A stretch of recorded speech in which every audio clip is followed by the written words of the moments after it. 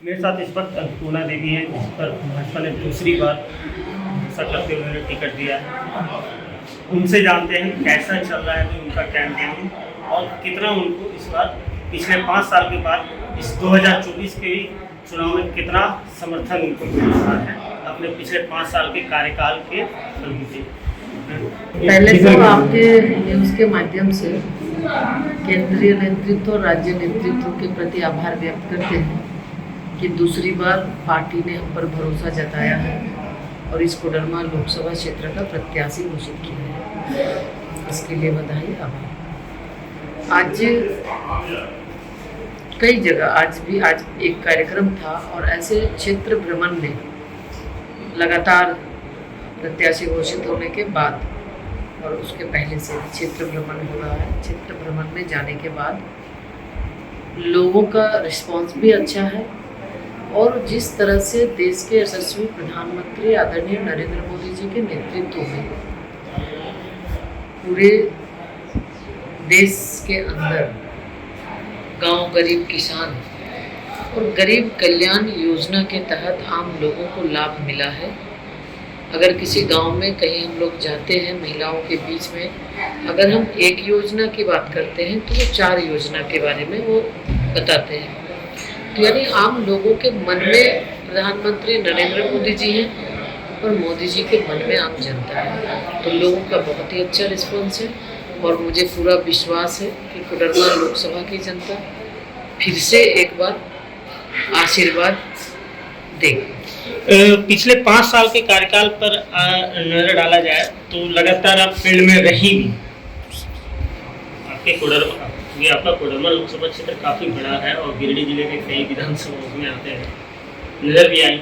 लेकिन कुछ लोगों को कहना है कि मैम थोड़ा योजना को लेकर ये नहीं रही, गंभीर नहीं रही। हम आपको बताएं कि कुछ चूँकि भारत सरकार की जो योजनाएं हैं और जो क्षेत्र घूमने के बाद क्षेत्र के अंदर की जो समस्याएं थी, तो एक तो सबसे ज़्यादा गिरिडीह की बात हम करें, पूरे राज्य में शायद सबसे ज़्यादा आबादी वाला जिला गिरिडीह है और गिरिडीह में रेलवे लाइन तो बना था लेकिन गिरिडीह से कोई ट्रेन नहीं थी।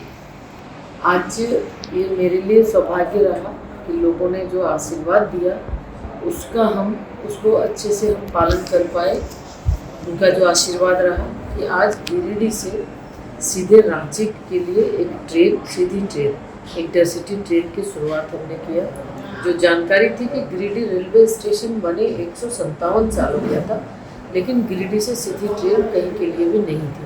तो ये सौभाग्य हमें प्राप्त हुआ कि गिरिडीह से एक ट्रेन शुरुआत हुई। पहले उसका टाइमिंग कुछ गलत था, उस टाइमिंग टेक्निकल कुछ प्रॉब्लम था जिसके वजह से टाइमिंग में परेशानी आ रही थी। अब उसको बदलते हुए अब आसनसोल से सीधा रांची इंटरसिटी ट्रेन चल रही है जिसमें लोगों को, चाहे वो हम देखें तो या स्टूडेंट हो या व्यवसायी हो या किसी को भी राजधानी रांची जाने की आवश्यकता है, कोई काम है तो बहुत सही टाइम पर और बहुत अच्छे ढंग से आसानी से वो जा सकते।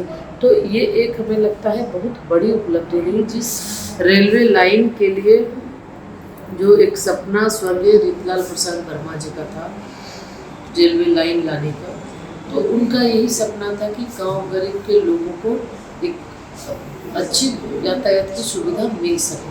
तो ये उन्होंने रेलवे लाइन की शुरुआत की और मेरे लिए सौभाग्य रहा कि हमने उनको एक श्रद्धांजलि के तौर पर इंटरसिटी ट्रेन की शुरुआत करके उनको एक श्रद्धांजलि हमने दिया है।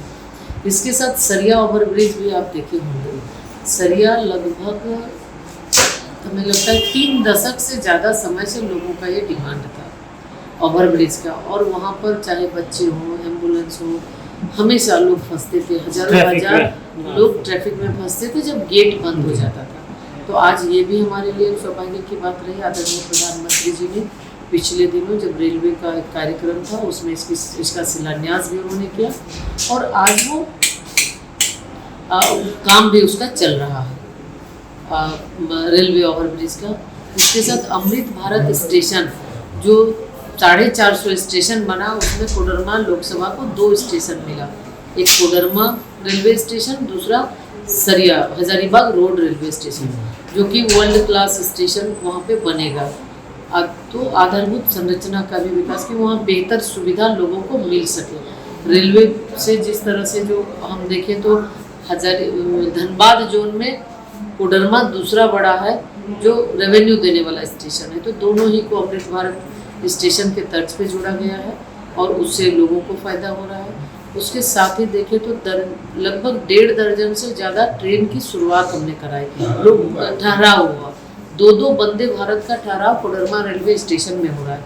एक वाराणसी से रांची, एक रांची से पटना, दोनों का ठहराव हुआ। दुरंतो एक्सप्रेस का हुआ, फरसाबाद में बॉम्बे मेल का हुआ जो बहुत दिनों से डिमांड कर रहे थे। फरसाबाद रेलवे स्टेशन में आरक्षण काउंटर का निर्माण हुआ।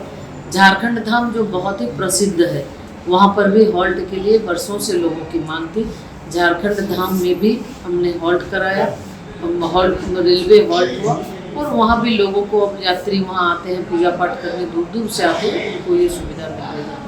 तो इस तरह रेलवे के क्षेत्र में देखें तो इस क्षेत्र में कोडरमा लोकसभा में बहुत ज़्यादा आमूलचूल परिवर्तन हुआ है और माननीय प्रधानमंत्री जी, माननीय रेल मंत्री जी को भी हम उनके प्रति धन्यवाद देते हैं, आभार व्यक्त करते हैं कि उन्होंने जो यहाँ की मांग थी उसको उन्होंने पूरा किया। कुछ और चीज़ें रह गई है, निश्चित रूप से आने वाले समय में उस पर भी काम होगा।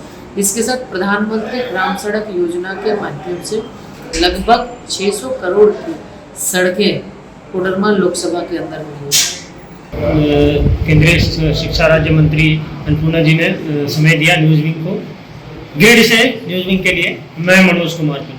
कमाल करते हो जी, बच्चे घूमने की इतनी जिद कर रहे हैं और तुम हो कि तुम्हें फुर्सत ही नहीं मिल रही। अब इतनी गर्मी में जाए तो जाए कहाँ? इस गर्मी में मस्ती और फन का आ गया है परफेक्ट डेस्टिनेशन वाइल्ड वादी, जहाँ है water park, bird park, flower park, trampoline park, amusement park, 250 feet लंबा, जिप लाइन और क्रिकेट स्टिमुलेशन का खूबसूरत नजारा। वाइल्ड वादी, 10 माइल चौक, रांची। वाइल्ड वादी यानी अनलिमिटेड फन और अनलिमिटेड मस्ती।